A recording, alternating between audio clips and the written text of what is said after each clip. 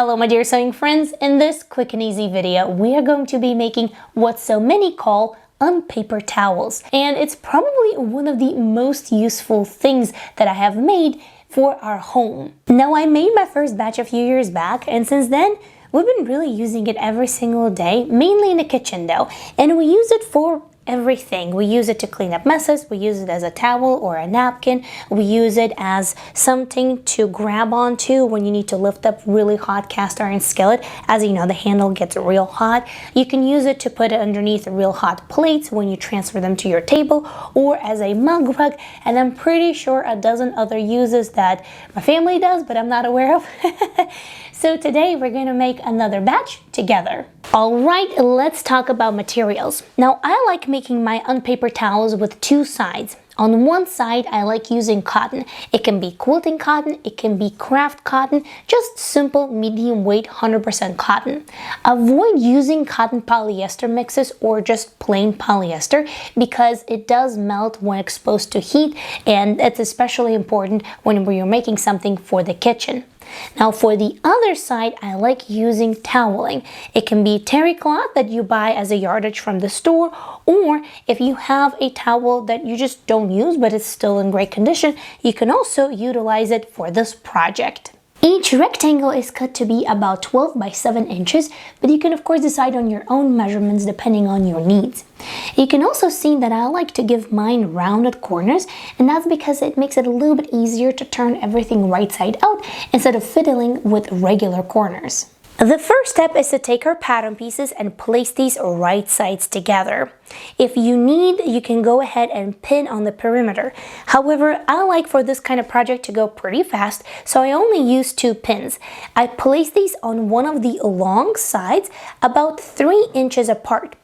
We will need to leave this part unsewn because this is how we're going to turn everything right side out. At the sewing machine, select a straight stitch and then slightly increase the stitch length so that way it's easier to go through all of this thick toweling.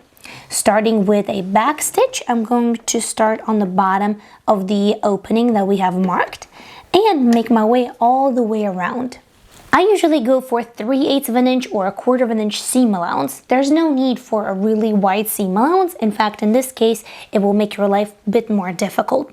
Now, once you reach the other side of the opening, go ahead and backstitch, and at this point, we are ready to turn everything right side out. Reach your hand inside through the opening, pull everything out, and with rolling motions, roll out the rounded corners.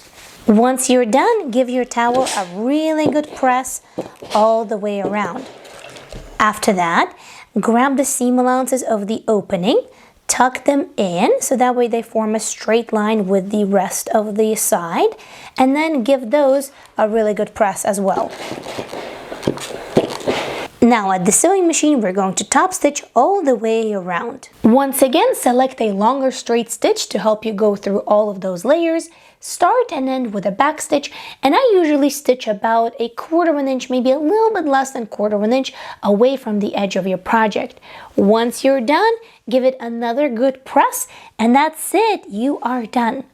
Now I used to do a cross like this with a straight stitch to sort of quilt this everything together and keep both layers in place, but over the years I've found that it doesn't really fluff up too much in a wash, so it's totally an optional thing. I also don't think that it's necessary to add any sort of snaps or Velcro. I've seen some people do that in order to be able to connect these and then put them on a roll to give them an appearance of an actual paper towel.